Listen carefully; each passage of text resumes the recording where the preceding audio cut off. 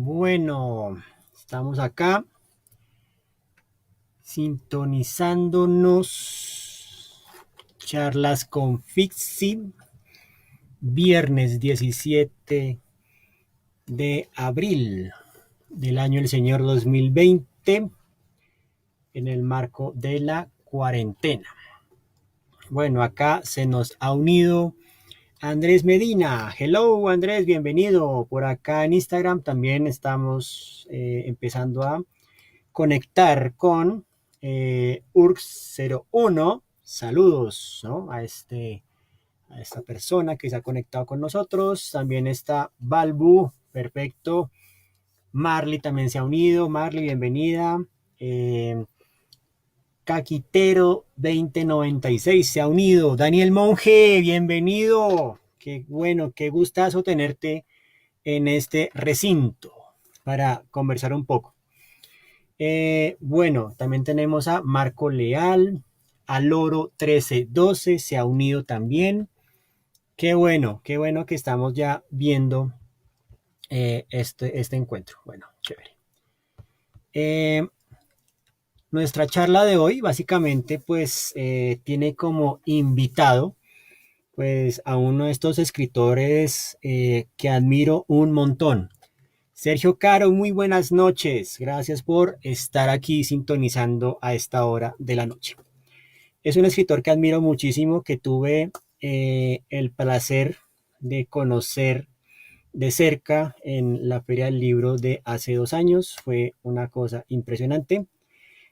Tengo que mencionar que este autor, digamos que yo llegué a él por la recomendación de un gran amigo y conocedor de este feudo de la ciencia ficción, y es Rodrigo Bastidas. Realmente agradezco un montón que él me diese esa recomendación. Yo venía básicamente siguiendo a muchos escritores anglo, muy de Estados Unidos, muy de Europa, pero él va y me sugiere este escritor que es proveniente de Chile.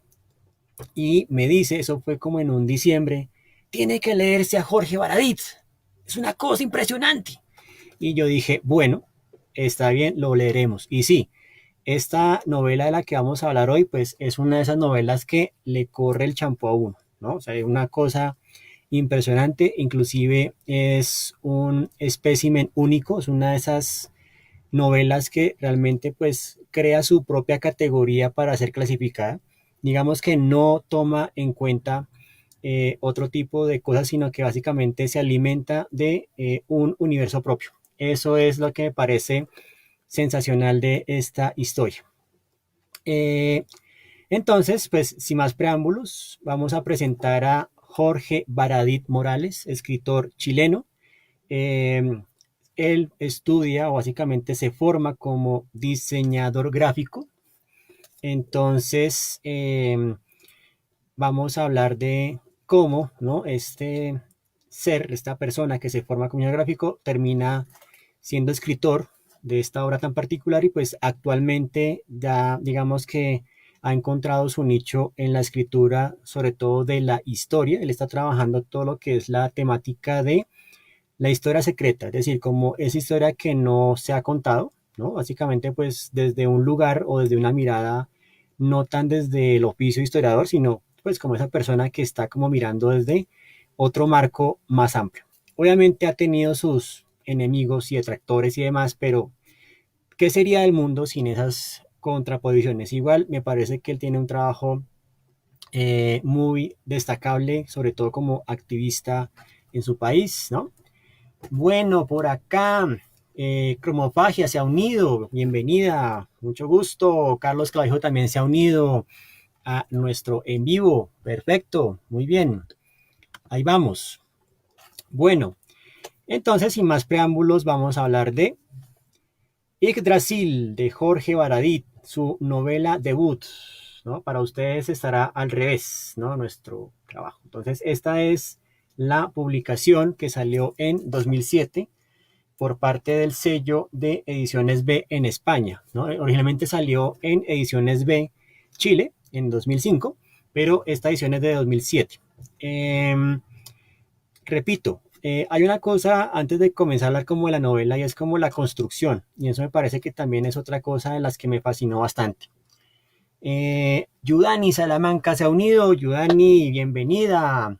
Santi Beltrán se ha unido también. Lubo Design, bienvenidos.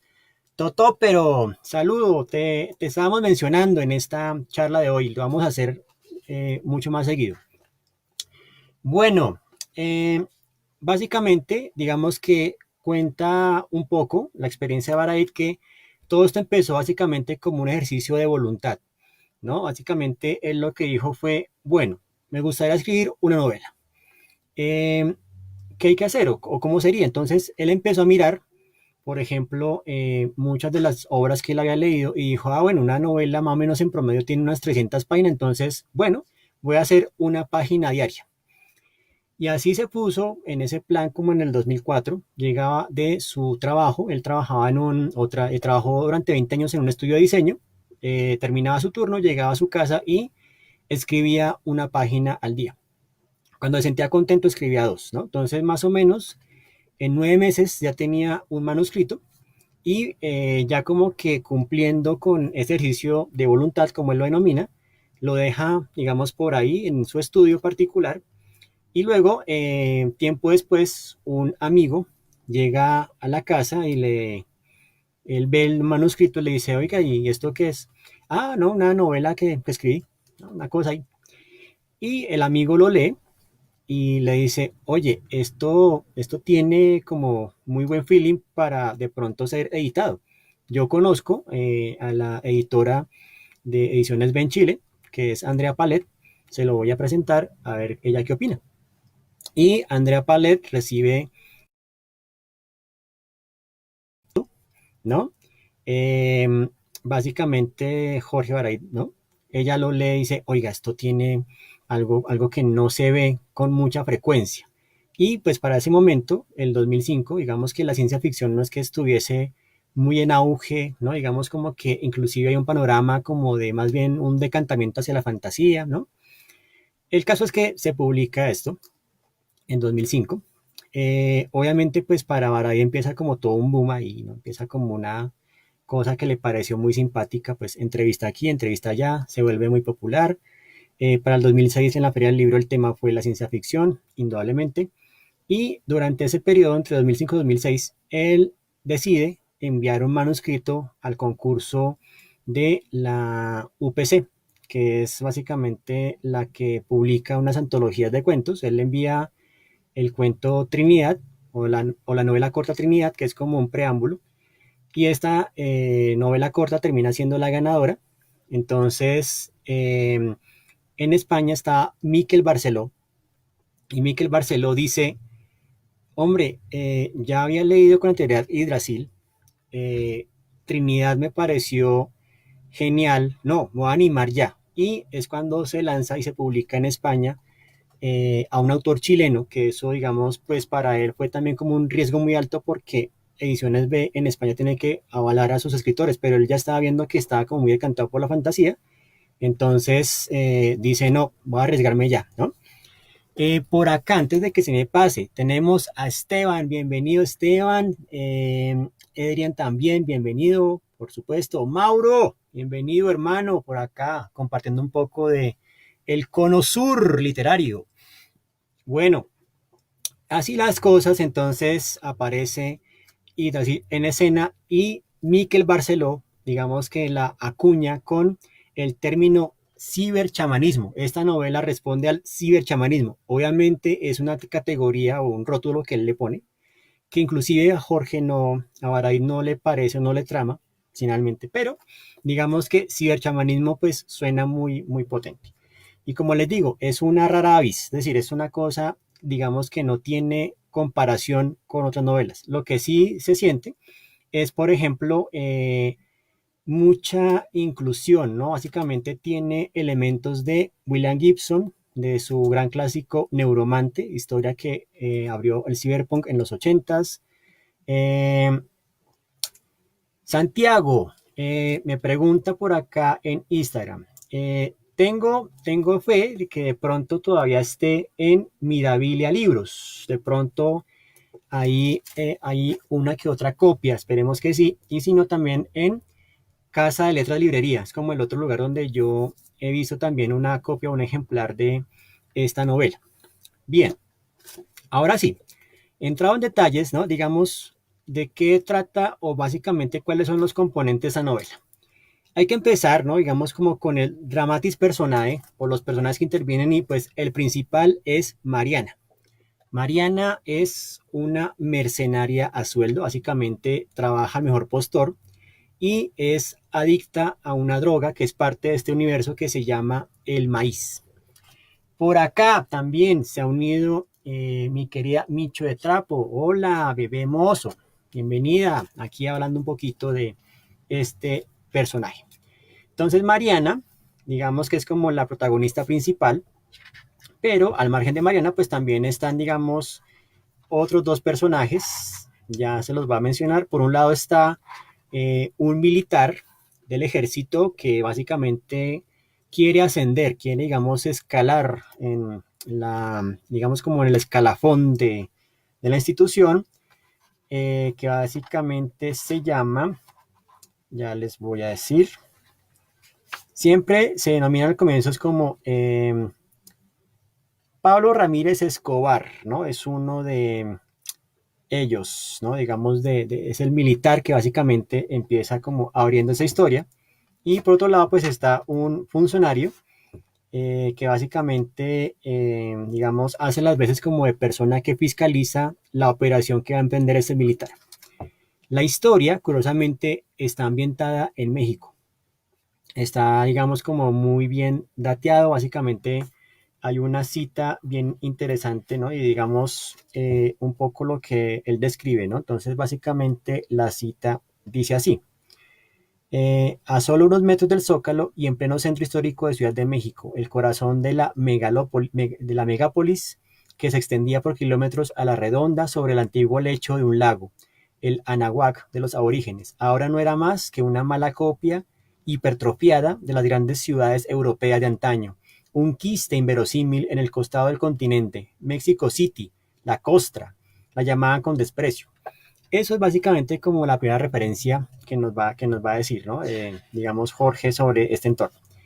Hay una institución que es el Banco de México y Ramírez quiere hacer un trabajo de infiltración, pero un trabajo de infiltración básicamente como para ganar tiempo y hacerse a otra cosa. ¿Cuál es esa otra cosa? Eso es lo que tendremos que ir descubriendo paulatinamente. Digamos que al comienzo no se habla, digamos, de Mariana. El segundo personaje es Miguel Alvarado.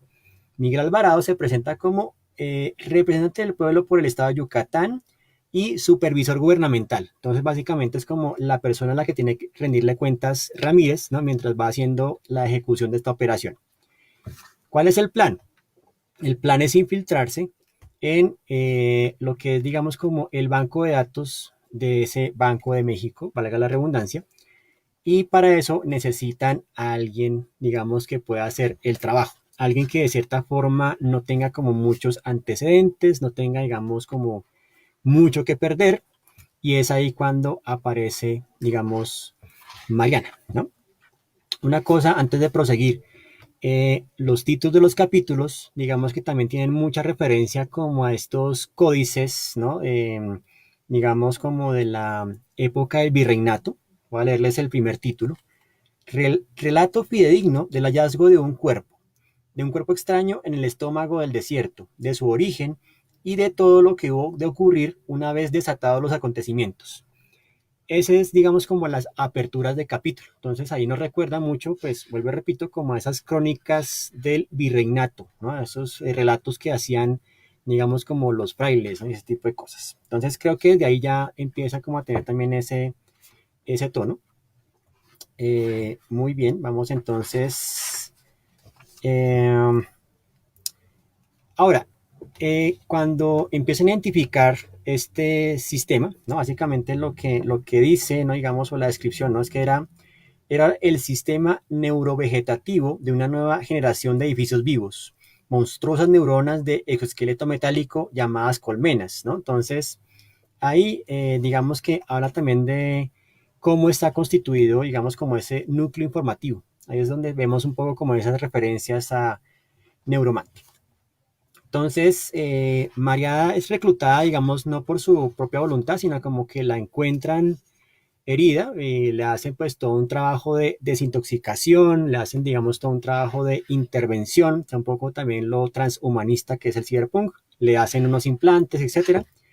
Y ella, pues, digamos que no despierta muy bien, está como en una resaca muy fuerte.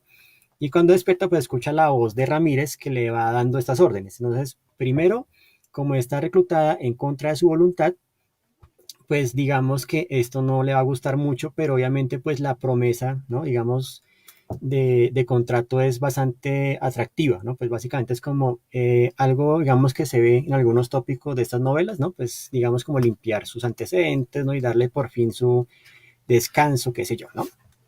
Ahora, el hecho de que se llame Mariana no es gratuito, ya vamos a ver por qué, ¿no? Eh, Mariana, digamos que a medida que avanza, pues digamos como en esta operación a la fuerza, es interceptada o conoce o se encuentra con un Seglam, ¿no? El Segnam. Básicamente los Seglam eran una de los grupos aborígenes de ese Chile, digamos como de el Círculo de Fuego.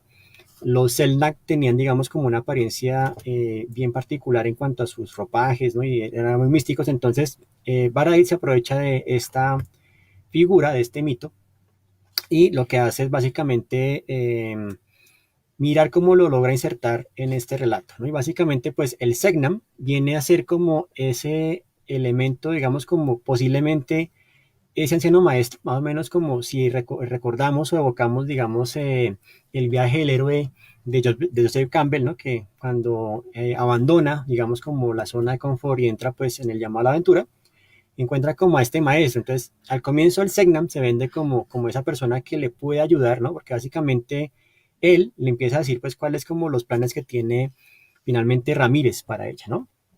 Y eso, pues, no le gusta. El Segnam básicamente hace parte de una red o es el mensajero de el Tagantamanu, ¿no? El Tagantamanu que es como un gran ser, un gran chamán que orbita la Tierra, él no puede o no tiene permiso para ingresar, digamos, en la zona terrestre, entonces lo que hace es como enviar a su agente para que a través de él se pueda hacer su cometido. La historia de Mariana, digamos que es bastante cruda, digamos que la manera en que ella ha llegado a donde está y pues todo lo que ha sufrido, es uno de los pasajes, digamos, como más fuertes y contundentes. Entonces, por ejemplo, he conocido, digamos, algunas lectoras, pues que les ha parecido que realmente, pues, las primeras partes o las primeras páginas de la historia son bastante fuertes, tanto así que abandonan su lectura porque realmente se ve, ¿no? Como mucha visceralidad y mucho maltrato hacia Mariana. Entonces, incluso vamos a mencionar una parte importante y es que, digamos que Mariana iba a ser parte de un circuito muy particular de prostitución y ese circuito básicamente tiene por objeto algo que se le conoce como las perras, ¿no? Así las llaman. Las perras básicamente son mujeres a las cuales les han quitado sus extremidades. Es una parte, vuelvo y repito, como muy gore. Inclusive esos pasajes recuerdan muchísimo las obras de Clive Barker, ¿no? Por ejemplo, siéntanse, digamos, como relacionados con Hellraiser, ¿no? O digamos lo que son los libros de sangre, como ese tipo de cosas. Entonces, básicamente, pues les quitan las extremidades, las dejan colgadas y pues les hacen, digamos, como una serie de cosas que son bastante tortuosas. Entonces, digamos que entiendo a esas lectoras al momento de decir que realmente, pues como que son pasajes muy duros, ¿no? Muy viscerales. Y eso, digamos, como una advertencia que hago, pues para aquellas lectoras que quieran medírsele a la tarea. O sea, es una cosa que al comienzo es fuerte. Inclusive Mariana ha tenido bastante recorrido por toda América Latina. Incluso hay una parte donde se encuentra Bogotá, la nombran, pero obviamente no para bien. O sea, Bogotá también es como parte del circuito de las perras, ¿no? Entonces ahí básicamente es como si nombraran como por pasadita la 22 con Caracas. Bueno, cosas que pasan en el mundo de la literatura. Eh, Y ahí es pues entonces cuando ya se encuentra pues con esos implantes, pues con esta nueva intervención, ¿cierto? Y tiene también pues como unas interfaces gráficas, etcétera, todo el cuento ahí muy, muy del cyberpunk, ¿no? Hasta ahí digamos que empieza el trabajo de infiltración. Obviamente digamos que Ramírez lo que hace es como hacer un llamado al banco y decirles, oigan, los están infiltrando, pila ahí. Y básicamente él cree que con ese acto, digamos como de lambonería, ¿no? Digamos que ya se va a ganar, digamos como su posición jerárquica, pues, ¿no? Como que le van a dar ya digamos lo que él estaba esperando, ¿no? Pero realmente no, empieza como a complicarse más el asunto, ¿no? Eh, bueno, por aquí está el pasaje que les voy a decir, ¿no? Entonces, más o menos dice, luego rodé de pueblo en pueblo hasta llegar a Ciudad de México. Conseguí un espacio en el subterráneo y me hice un umbral, un nombre al matar pública y salvajemente al jorocho. El pobre solo quería agarrarme una teta y terminó con sus manos dentro del estómago. Entre público había un ampón colombiano que se impresionó con mi acto y comenzó a protegerme a cambio de pequeños favores. A los 16 años me volví adicta al maíz y desde entonces todo se vuelve difuso. Día y noche nos consumíamos una tormenta de fuego y en la niebla de mi conciencia mataba a uno o dos enemigos del colombiano. Me volví adicta al odio y a la carne masculina. Esos son los pasajes, por ejemplo, de esa Mariana, pues que está como en este proceso, ¿no? Digamos como de transformación. Aquí el maíz, como pueden notar, digamos que tiene como esa condición muy como de las plantas alucinógenas, digamos, del yaje, de la ayahuasca, pero obviamente sintetizada pues para volverla más adictiva. Y eso es, digamos, como algo muy interesante, ¿no? Digamos, como la droga en particular. Bien, eh, va pasando el tiempo, ¿no? Y hay una cosa particular, es que el implante que tiene Mariana no solamente le sirve para infiltrar los bancos de datos, sino también para comunicarse con almas de personas que han fallecido. Y es ahí cuando hace contacto con Gunther, ¿no? Él se presenta como Gunther y es un soldado de la Segunda Guerra Mundial que es experto en criptografía, o sea, básicamente puede descifrar códigos.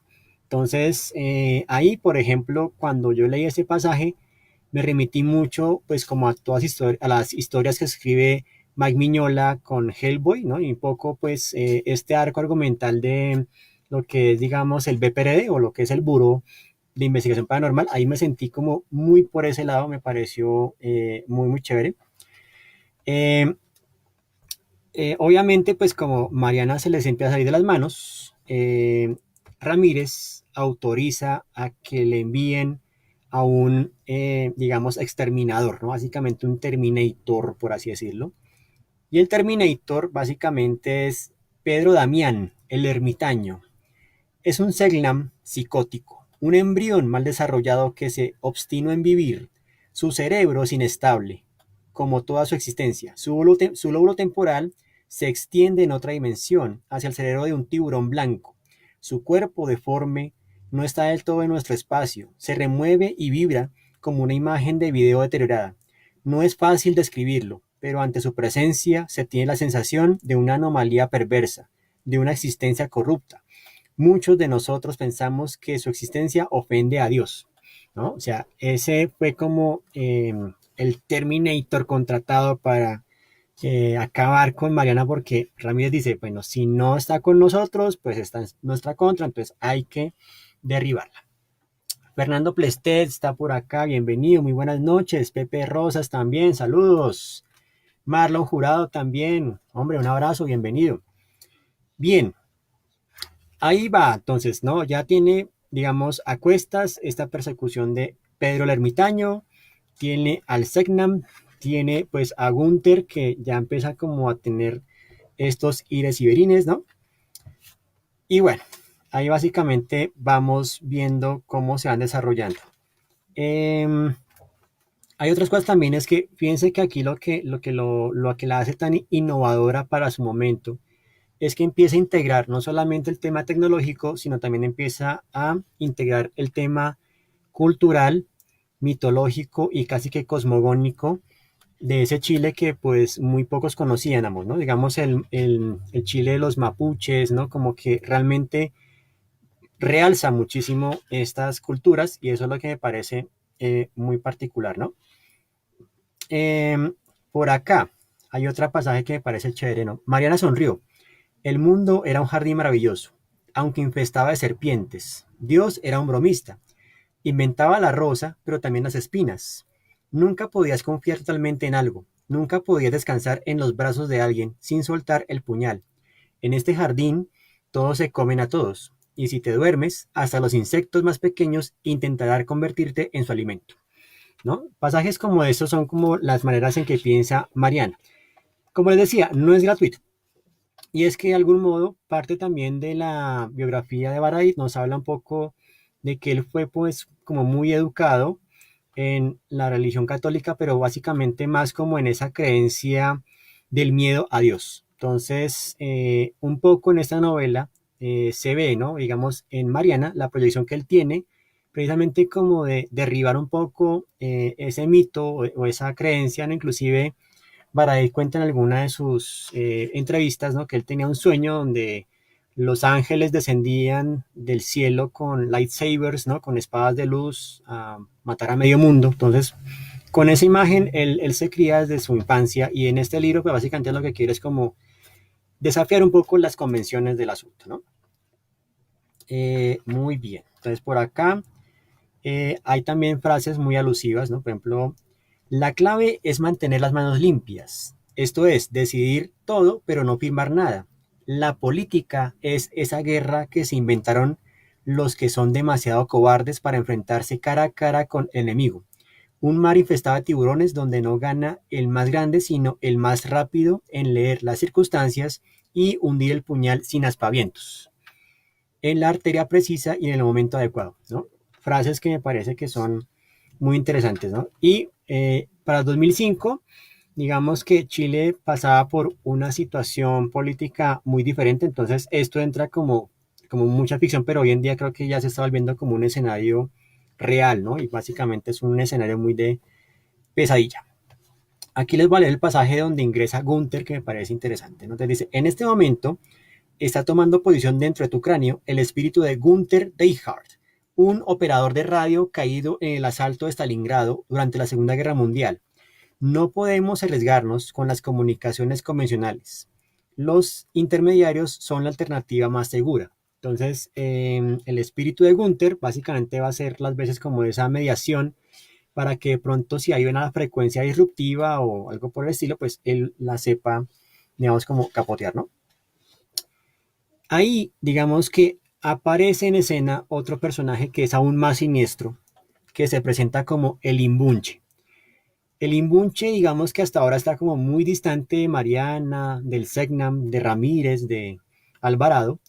Y el Imbunche, digamos que dentro de la mitología mapuche, es un ser que básicamente ha sido deformado de tal manera que no puede caminar, no puede librarse y fue creado así para proteger la entrada al inframundo. Es como el guardián, es básicamente como pensar en un cancerbero, pero deforme, es un ser humano deforme. Y digamos, esa deformidad hace que, digamos, una de sus piernas esté por encima del hombro. Bueno, es decir, las ilustraciones que hay sobre el imbunche lo muestran como un ser terrorífico. El imbunche, digamos que está en un sector de una gran compañía que es la Chrysler, en la sección 14. La versión 14, digamos que fue algo que la Chrysler dejó crecer poco a poco y ya es toda una comunidad que cree ciegamente en la fe que les monta, digamos, este imbunche. Y obviamente, digamos que él requiere de alcanzar lo mismo que quiere alcanzar Ramírez, ¿no? El militar. Ya vamos a ir entrando, digamos, como en ese punto. El momento, o digamos el entorno en el que está el embunche, digamos, inmerso, la sesión 14, digamos que tiene mucho esa apariencia de esas ilustraciones de Giger, es muy, digamos, como ese biomecánico, ¿no? Piensen, digamos, pues como en esa atmósfera de Alien cuando encuentran, digamos, a los ingenieros o, digamos, en Prometeo, ¿no? Como este tipo de instalación. Entonces, obviamente, pues el Inmunche tiene ahí, digamos, a su esbirro, ¿no? Como su sirviente, obviamente también digamos como que se cobra favores, y es que detrás del imbunche también hay digamos como una suerte de sindicato, hay como una suerte digamos como de consejo que le está dando digamos como todo el poder, pero obviamente el imbunche quiere asegurarse el poder para sí mismo, entonces obviamente hay planes de conspiración, etcétera. Aquí les voy a leer un pedacito sobre precisamente la Chrysler, ¿no?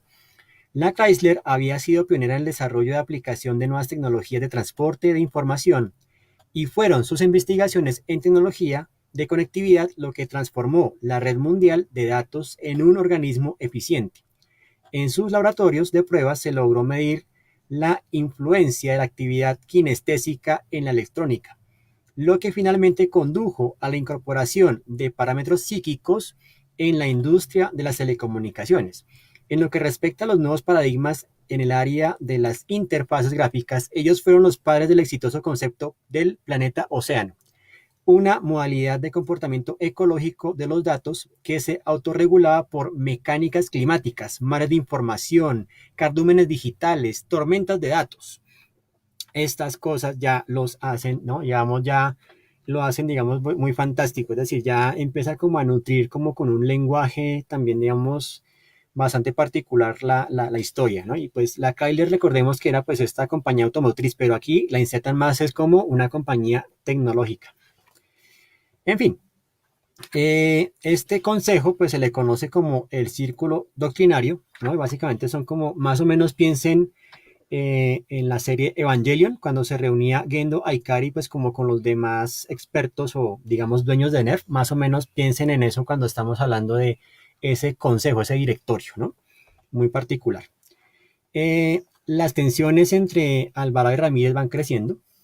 Bueno, por aquí también se ha unido Agua de Papel, se ha unido Denel Mauricio, bienvenido. Jeff Camargo también se ha unido con nosotros, Alejandro BMX también se ha unido. Bienvenidos todos aquí a esta transmisión en vivo. El Segnam, ¿no? Digamos que se presenta también como el Reche, ¿no? Le dice como mi nombre es Reche, ¿no?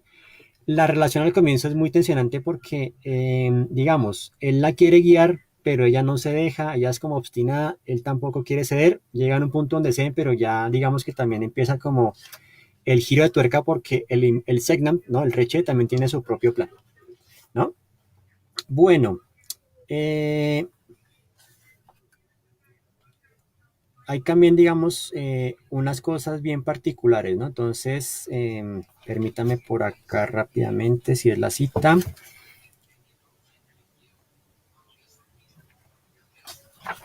Perdón, un segundito.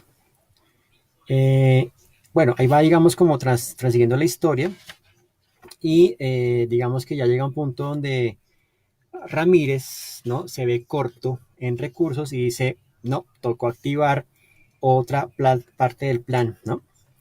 Hay una cosa también muy particular, es que en algún momento pues empieza a cruzar como unos pasajes, ¿no? Con elementos muy orientales, ¿no? Entonces hay un pasaje donde parte, digamos, como de las puertas de acceso, digamos, como los contramuros, ¿no? De este banco de datos que tienen que ingresar, ¿no? Está, digamos, custodiado por samuráis, ¿no? Y hay una cosa también pues con un guardián blindado del régimen Tokugawa, ¿no? Entonces hay unas cosas que también me parece como muy interesantes la forma en que los va integrando. Y ahí básicamente, digamos que avanza el relato, pues obviamente uno dice, uy, la culminación va a ser ahí. No, ahí viene un nuevo giro donde de alguna manera el Segnam, digo, el Imbunche, conoce a Mariana. Entonces ya entran como en contacto y ahí se hace, digamos, como digamos, una parte, una estratagema que él tendrá, obviamente, pues para, digamos, convencerla de que lo que está haciendo con Ramírez, o sea, con el militar, no es el camino adecuado, etcétera.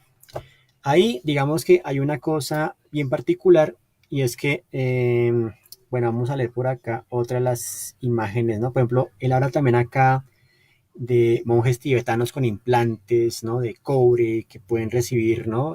Digamos como información particular, ¿no? Entonces, mete como esa clase de tallitos, ¿no? Que me parece muy particular. Muy bien. Hay una cosa importante y es que hay una ilustración de Gustave Doré, de lo que es el séptimo círculo, el del cielo, que son básicamente como unos anillos, ¿no? Que están en el cielo y vemos pues ahí como un montón de ángeles.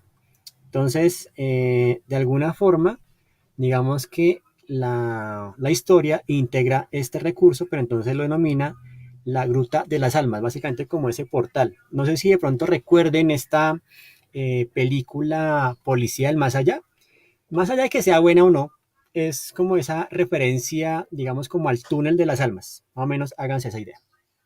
¿Qué pasaría si alguien lograra, digamos, controlar esas almas, ¿no? Digamos, no de manera corpórea, sino a través, digamos, de circuitos, ¿no? Digamos, ¿qué pasaría con eso? Y si se han dado cuenta, pues ahí tenemos el tema de la Kyler como pionera en este tipo de cosas, ¿no? Y ahí va, ¿no? Entonces empieza como a subir la tensión entre estos personajes, ¿no? Eh, Y pues de alguna forma, digamos que Mariana, vuelvo y repito, no es gratuito, ¿cierto? Ya básicamente es como más o menos la que permite o evoca, digamos, como este pasaje, ¿no? Es, digamos, como el nacimiento de algo nuevo, ¿cierto? Digamos que Mariana va a ser la responsable y ya tiene en el vientre, digamos, como ese óvulo que va a permitir, digamos, como el desarrollo de ese algo nuevo, ¿no? Ya vamos a ver, ¿no? Eh, Hay una palabra que también me encantó acá y es, por ejemplo, cuando Ramírez y Alvarado se desplazan a otro lugar y básicamente hablan de los coricancha. Los coricancha básicamente son como las malocas donde se congregaban, digamos, el consejo indígena, ¿no? Digamos, en los tiempos mapuche. Aquí sería, digamos, como dentro de la mitología Kogi, digamos, pues como esta gran cabaña, ahora se me olvida el nombre, ¿no?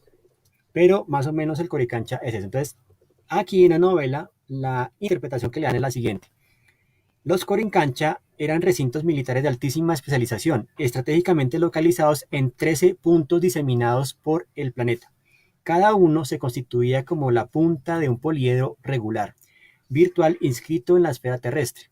Podían estar emplazados bajo tierra, en la superficie o sobre alguna montaña, dependiendo de las irregularidades del terreno. Particularmente inquietante era el Coricancha situado en las riberas del Sirdaria en Kazajistán. La construcción, emplazada en un páramo agreste, se elevaba a 50 metros sobre una estructura de hierro, cobre y cabello humano. El Coricancha mexicano era un recinto circular de 12 metros de radio por 2,5 de alto, situado a 5 kilómetros de profundidad bajo tierra. Se hallaba justo debajo del Templo Mayor de Tenochtitlán, en el antiguo centro de Ciudad de México, orientado como un reloj astronómico de 73 divisiones, ¿no? Entonces ahí llegamos a este entorno, ya vemos pues como otra vez esa conexión entre la mitología y la cultura, digamos, propia de los mapuche con esto, ¿no? Y pues básicamente Ramírez dice, vamos a activar el protocolo de emergencia y vamos a aplicar entonces, ¿no? Eh, Tenemos una serie de un cuerpo élite que se han preparado durante mucho tiempo para esto y se le conocen como las Brigadas Ragnarok, ¿no? Entonces, por eso también el nombre a novela con Yggdrasil, porque también integra algunos componentes de la mitología nórdica, ¿no? Aquí, ¿no? Básicamente, Alvarado, que es, digamos, como el que está revisando todo esto, le pregunta, bueno, ¿y qué estamos haciendo acá? Entonces, él le dice que están a punto de hacer todo este sacrificio ritual para alcanzar un nuevo poder. Y este poder está encabezado por el Mayol. Él es Mayol, nuestro umbral más capacitado, dijo Ramírez, y avanzó 2 pasos para dirigirse hacia el grupo.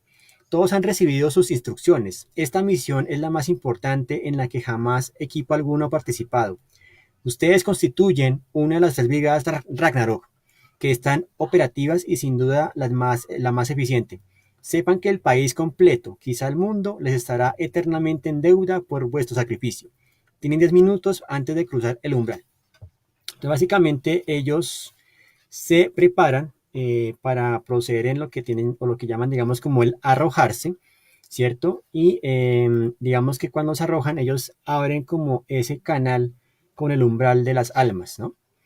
Eh, Ahí vamos observando, ¿no? A ver,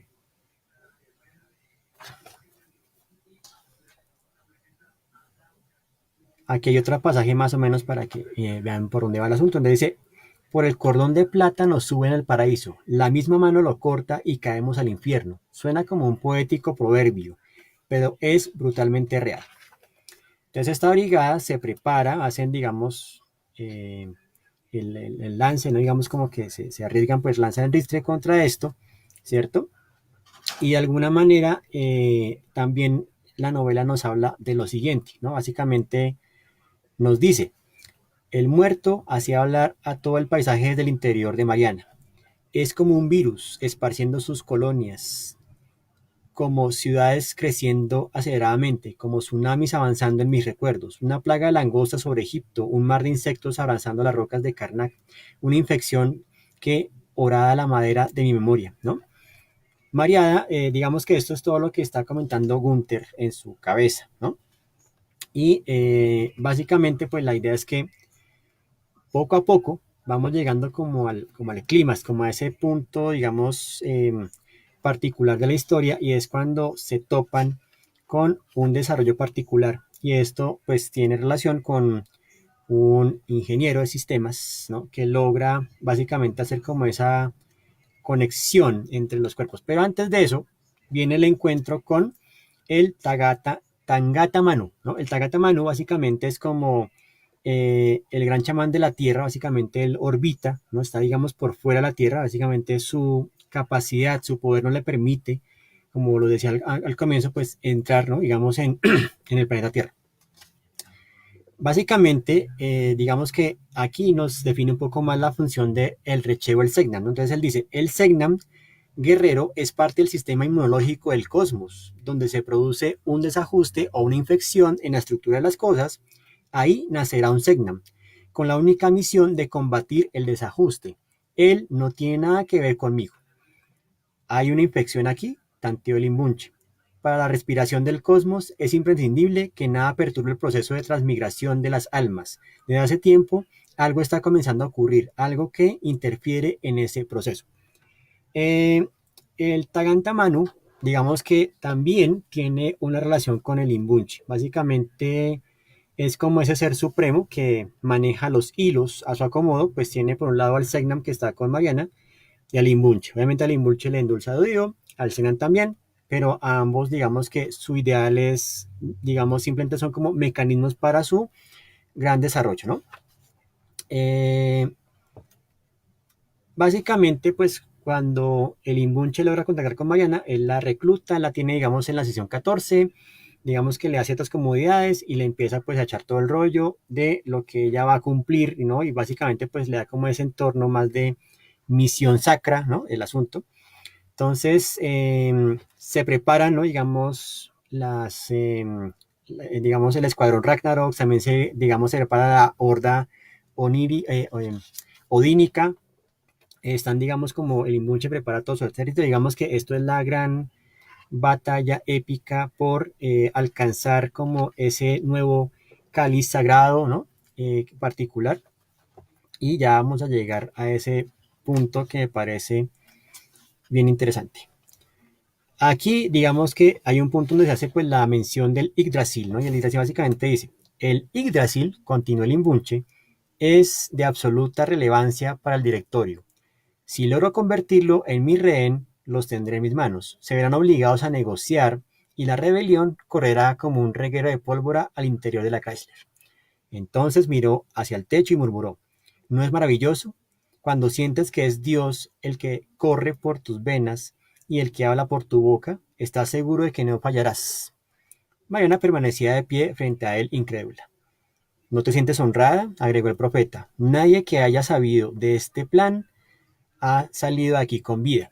Obviamente, ¿no? Bien, digamos como el ajuste, ¿no? Como el contrato de confidencialidad. Y bueno, ahí vamos, digamos, como desarrollando el asunto, ¿no? La intranet de la Chrysler es de naturaleza biológica. Toda la información se transmite de manera química. Los códigos y lenguajes son cadenas de ADN transmitidas a través de un virus y distribuidas por torrentes de fluidos neurotransmisores, cables de mielina, axones de médulas, de medusas, ósmosis y diferencias de carga en redes de nervios sintéticos. De eso está hecho el hardware. Cada sección cuenta con una entrada a la intranet, secreta incluso para los presidentes del sindicato. Se trata de hombres acondicionados para enviar y recibir información a y desde los ordenadores locales, solo que ellos no lo saben, ¿no? Entonces ahí vamos como descifrando más secretos sobre el asunto. Y digamos como que Mariana, digamos como que a través pues, de toda esta preparación, empieza como a ingresar, ¿no? Digamos, en la base de datos y es cuando ya se nota, digamos, también como un cambio en la escritura y empieza a acceder a los archivos del proyecto Yggdrasil, ¿no? Entonces, ahí es cuando se hacen referencias también como a la mitología nórdica. Entonces, por ejemplo, hay una parte, ¿no? Y me parece chévere porque son como archivos de OS o directorio de sistemas o digamos directorio de carpetas, ¿no? Loading, Yggdrasil load. Yggdrasil es el árbol del espanto. Wotan, el más alto dios de los germanos, colgó de este árbol durante 9 noches. Le arrancaron un ojo y fue atravesado por una lanza. Después del martirio le fueron entregadas las runas, ¿no? Entonces recordemos que esto es como el despertar de Odín. Rudolf Hess es detenido en Inglaterra.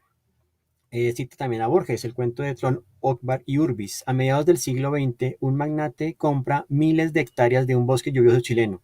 Dice actuar de acuerdo a una intuición, instala su hogar entre los árboles y se sienta a esperar.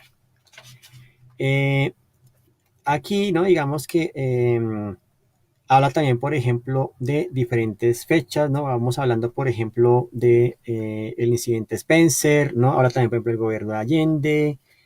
Eh, Vamos a ver por acá, ¿no? Estos son como los archivos iniciales, ¿no?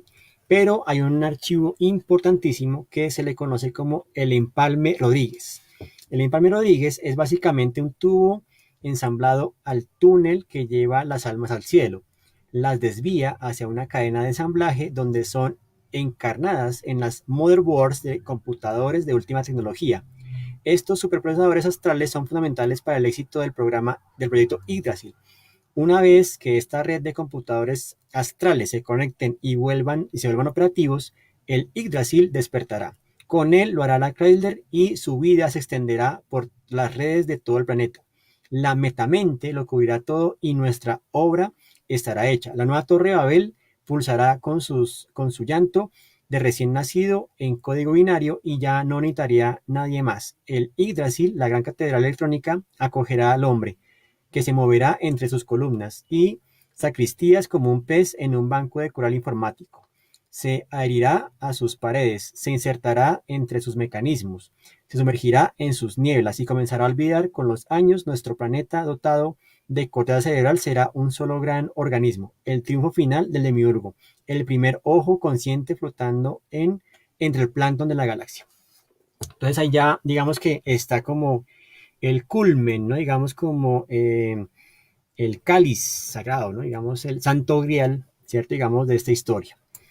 Y así va accesando y pues de alguna forma, como les comentaba, digamos que Mariana es ese cáliz, ¿no? Que va a recibir pues todo el poder, ¿no? Digamos de el Yggdrasil y pues va a dar vida, digamos, como a un nuevo ente ciberchamánico, por así decirlo, ¿no? Y eso es básicamente, digamos, un poco este universo en el que nos congrega, digamos, Baradí, ¿no? Entonces, aquí hay una parte importante, ¿no? Aquí, Mariana, estamos junto al árbol. Todo ha funcionado de acuerdo a itinerario. Esta es nuestra última transmisión antes de ingresar. En adelante no podremos establecer contacto. La operación completa está resultando un éxito, respondió Cristian Melo. Confirma tiempo estimado antes del siguiente contacto. De acuerdo con la información que manejo, no debería tardar más de 20 minutos en llegar a la sala del útero, tomar el Graal y salir de aquí. Espero que coordinen una buena fuga. Gracias y fuera.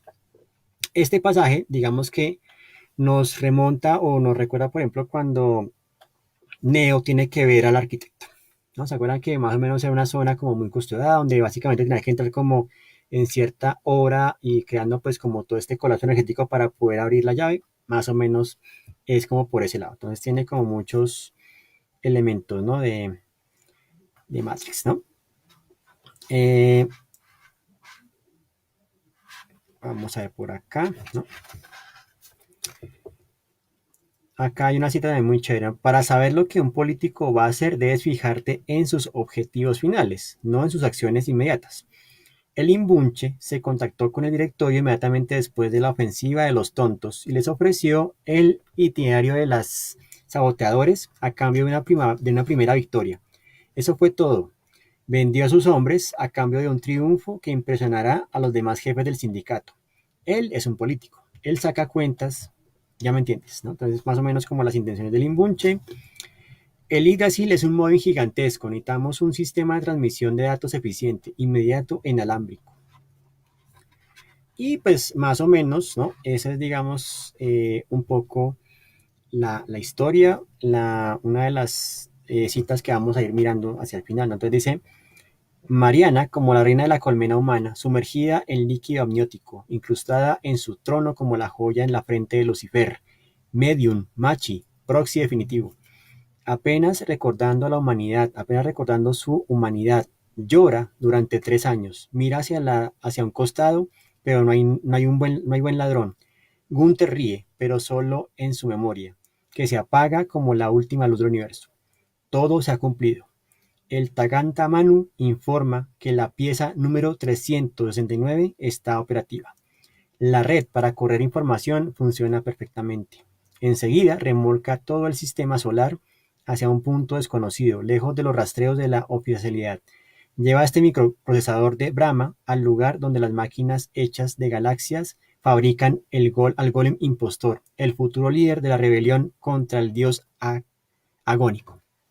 Así es, mis queridos y queridas ficcionautas. Aquí se le declara también, digamos, como la muerte a ese dios, ese, digamos, como esa imagen construida desde la creencia, digamos, occidental. Y pues de cierto punto me parece que es muy chévere. Por aquí, digamos que antes de perder el hilo, vamos a saludar a Pablo Bacel, a Ibafe, a Laura R900, Alejo Art también se ha unido, a Churis también se ha unido, Lena, un abrazo, Ana María también, Matterhot se ha unido, Vega Ilustrator también se ha unido, eh, Ape Felipe, Javier Giraldo. Bueno, eso es, digamos, de rasgos, ¿no? Un poco, también saludamos a Dani Fernando, a Sergio reportando sintonía, a Esteban Almeida, eh, Nelson Mera, ¿no? Sí, esta novela está cargada de pasajes maravillosos, pero vuelvo y repito, el comienzo es bastante fuerte, ¿no? Caroline Vázquez, saludos, ¿cómo estás? Bienvenidos todos y todas a esta, ya como cerrando un poco. Esteban Almeida me da un comentario que sí tiene un poco de razón y más o menos el imbunche se parece o tiene similitud con los Borg de Star Trek, ¿no? Digamos que si le preguntemos al capitán Picard, que él tiene mucha afinidad con el tema. Bueno, eso es a grandes rasgos, digamos, como la historia y la propuesta de Yggdrasil. Como lo decía al comienzo, pues es un rara avis en el mundo literario.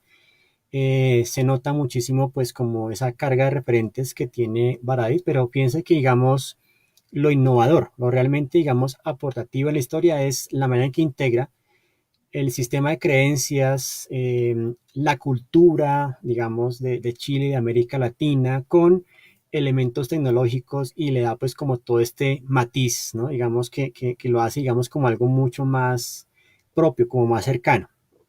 Y eso fue pues también lo que le mereció como su lugar en la literatura y pues que tenga como, digamos, como tan buenos afectos. Obviamente, digamos que Paradis también lo presenta básicamente como una pesadilla, ¿no? Indudablemente, esos pasajes en algunos puntos tienden a ser como muy de pesadilla, ¿no? Bueno, ¿quién más está por acá? Por aquí también veo a Deadmar. ¿Quién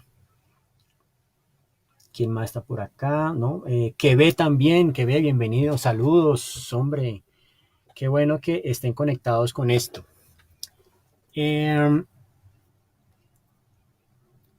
Bueno, dice Sergio Aristizábal, un especial de Star Trek. Bueno, más adelantico podemos hacer charlita, digamos, como muy concisa, ¿no? Obviamente Star Trek es todo un universo, ¿no? Nos tocaría, digamos, como entablar relaciones de afinidad desde la primera generación que es con Spock y Kirk hasta Picard y su número uno y las otras, digamos, relaciones. Es un universo bastante amplio. Vamos a ver cómo lo logramos, ¿no? Bueno, Caroline Vázquez, sí, ahí está la señal del señor Spock, el saludo que vamos a practicar post cuarentena, ¿no? Bien, mis queridos y queridas ficcionautas, este es, digamos, como en resumen, un poco lo que les presentaba en esta obra Yggdrasil de Jorge Baradit, una obra que realmente, pues, vuelvo y repito, cuando la leí me corrió mucho el champú. Para las lectoras que lo quieran abordar, pues tiene, digamos, como esas, eh, digamos, como esos elementos como bastante fuertes en un comienzo, entonces sí pido como, digamos, como cautela, aunque sería interesante ver también como sus opiniones como lectoras frente al personaje Mariana, ¿no? Y bueno, eso es básicamente como esta presentación del ciberchamanismo de Baradit. Digamos que vamos a tener ya con él un segundo encuentro que va a ser con su novela 5, que es una ucronía, muy por la onda de El hombre en el castillo, pero está diferente, donde Salvador Allende se vuelve o sigue básicamente en el poder. Pinochet no crea el golpe militar y pues se crea un no emporio tecnológico en Chile por este desarrollo cibernético de CyberSyn. Entonces hablaremos, ¿no?, de ello el próximo lunes. La próxima semana tendremos un ligero cambio, pero lo avisaré oportunamente en la franja del viernes, pero ya sabrán de cómo vamos a llamar ese horario, ¿cierto? Y bueno, eso es, digamos, un poco lo de hoy, ¿no? Por acá me dice Felipe Borges que por lo general, pues hablar de Star Trek termina en peleas. Sí, esa es la cuestión con, digamos, estos productos como tan de nicho, ¿no? Digamos que tiene ya como una comunidad tan particular. Eh, Esteban Almeida me dice que si conozco ejemplos como de ciberchamanismo. La verdad, digamos que hay otro referente, no recuerdo el escritor, es un escritor creo que argentino, que el libro se llama Guerrilleros, dos puntos, un mar para Bolivia. En esa novela, digamos que se plantea una cosa particular, no es tanto ciberchamanismo, pero sí tiene que ver como con tecnología, y es, ¿qué pasaría si existiese un chip que tiene almacenado toda la información sobre o la matriz, ¿no?, de informativa del Che Guevara? Y ese chip se instala en un grupo guerrillero y se activa con coca, ¿no? O sea, decir, no sé qué pasaría con eso, ¿no? O sea, la pregunta, después hablaremos de esa novela que también tiene, y es también una de esas novelas como muy parecido al caso de Chaparro y Open las nubes, ¿no? Rubén Mira, sí, sí, ese es el autor. Ese es, digamos, como otro ejemplo cercano de ciberchamanismo. Eh, por acá Carol me manda un saludazo. Bueno, gracias, soy inmortal, soy como un montarraz, ¿no? Bueno, muy bien. Por acá, por acá me dice Totó, pero, perdón el comentario, me dice, ¿se puede relacionar con la saga de los confines? Sí, yo creo que sí. Claro que sí, se puede relacionar. Rubén Mira, sí, correcto, ahí está el autor. Rubén Mira es el autor de Guerrilleros, un mar para Bolivia. Después la mencionaremos en nuestra charla, ¿no? Iris de Pasoldán, sí, Nelson, tiene toda la razón. Iris también se puede relacionar con ese ciberchamanismo un poco. Sí, señor, después hablaremos de él. Entonces, vamos a hacer ese giro como con autores latinoamericanos. Entonces, viene el lunes 5 esta Ucronía bien particular. Luego vendrá posiblemente Rubén Mira. Y vamos después con El Mundo Pasoldán y ese universo de Iris que es tan particular, ¿no? Bueno, sí, inclusive en esa novela, tal como me lo recuerda Nelson, en esa novela de Iris hay un personaje que se llama Malacosa o Slot, ¿no? Que hace referencia a una creencia que es el tío, que es una escultura, es un demonio al cual, ¿no? Digamos, los mineros le rinden tributo para que les permita o les dé acceso a las profundidades y puedan hacer su trabajo, ¿no? Básicamente es como una creencia muy boliviana, me parece muy chévere. Iris y las visiones, claro que sí, Totóptero. Vamos a hablar de esas dos, ¿no? Vamos a ver, vamos a organizarlas con su debida cautela. Entonces, eso es, digamos, todo por hoy. Ya nos quedan 10 minutos, 10 segundos, perdón, aquí en Instagram. Me despido de todos por Instagram. Por Facebook puedo hablar un ratico más. Bueno, suerte y chao por Instagram. Y seguimos por acá por Facebook, ¿no? Entonces, ahí veo los comentarios. Muchísimas gracias por haber estado conectadísimos con este escritor. Realmente, pues, es uno de mis escritores favoritos, ¿no? Está, digamos, como en ese top, ¿no? De escritores y pues el gusto de haberlo conocido en vivo también es importantísimo. Antes de despedirme, quisiera hacer unos breves comentarios sobre, digamos, ustedes saben que a veces las novelas requieren como de, digamos, un comentario a favor de alguien importante, ¿no? Por ejemplo, ¿qué pasaría si Fixerama fuese reseñado por Alan Moore, ¿no? Entonces, no sé, increíble, nunca había leído nada como esto, Alan Moore, ya eso vende, ¿no? Entonces, pues acá congregan a dos escritores muy importantes que son Francisco Ortega, que trabaja mucho el tema de los masones, la historia de Chile, etcétera, y Álvaro Misama, que también tiene como un estilo muy particular de escritura. Entonces, el de Ortega dice así: la trama es apasionante. Yggdrasil trae a la memoria el delirio cyberpunk del Gibson de Neuromante y la fantasía épica de la Feria de los Inmortales de Enki Bilal.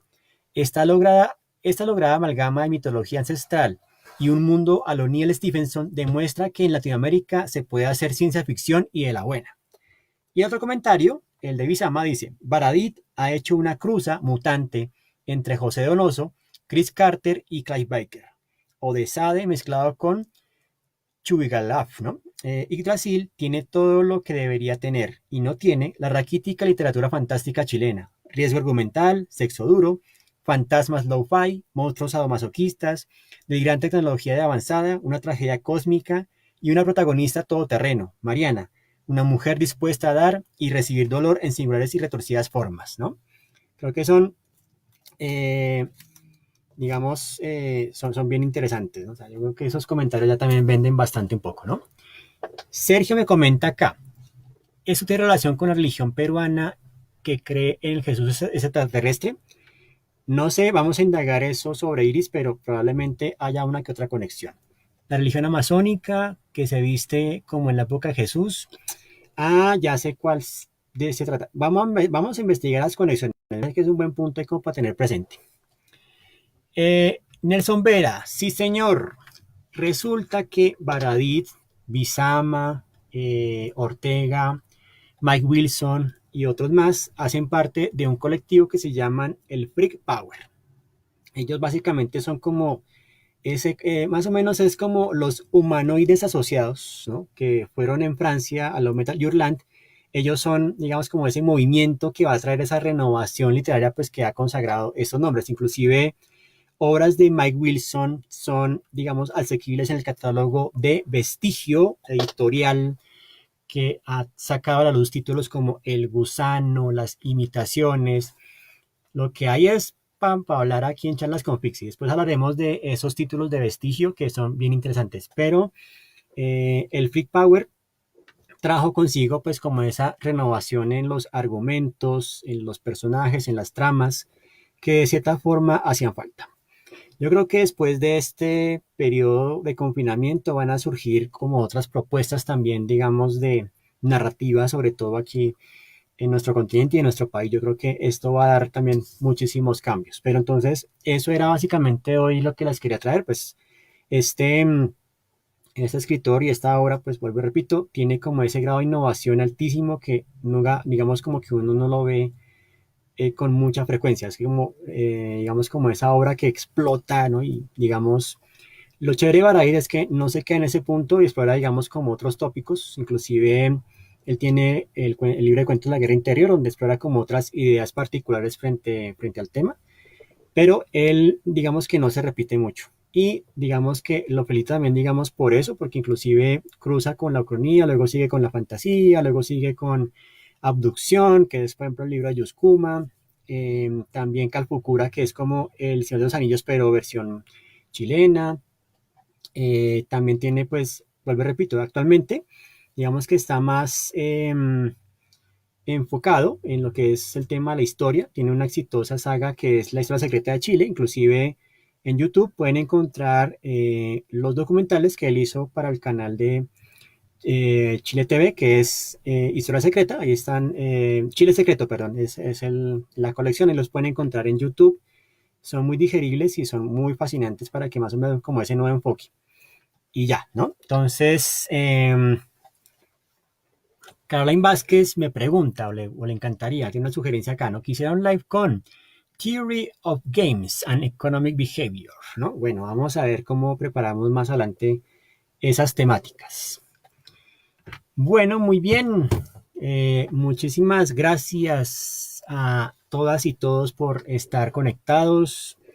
Les envío un fuerte abrazo y nos encontraremos entonces el día lunes para charlar un poco sobre esta obra de 5 de Jorge Baradit, ¿no? Nelson Vera me dice, el relato Policial Karma es una maravilla. Ese relato es muy bacano. Inclusive después él antes hizo una novela gráfica en 2011 con, no me acuerdo el apellido, creo que es Cáceres el ilustrador, pero es increíble. Vamos a ver si de pronto después puedo conseguir imágenes de eso porque es fenomenal. Esteban, muchísimas gracias por estar ahí atento a nuestras transmisiones. A todos y todas un caluroso abrazo y nos encontraremos entonces el lunes para hablar de 5, ¿no? ¿Qué pasaría si Salvador Allende no hubiese sido eliminado y el gobierno del Partido Socialista hubiese crecido en Chile? Bueno, muchísimas gracias a todos por estar en sintonía. Compartan y repliquen este video si les interesó, si les gustó. Y bueno, gracias también a ti, Caroline, por estar pendiente. Claro que sí, Nelson, hoy fue genial y pues qué bacano compartir sobre este tipo de tramas y escritores. Bueno, un abrazo a todos. Nos veremos prontamente el día lunes para hablar de 5. Suerte y chao.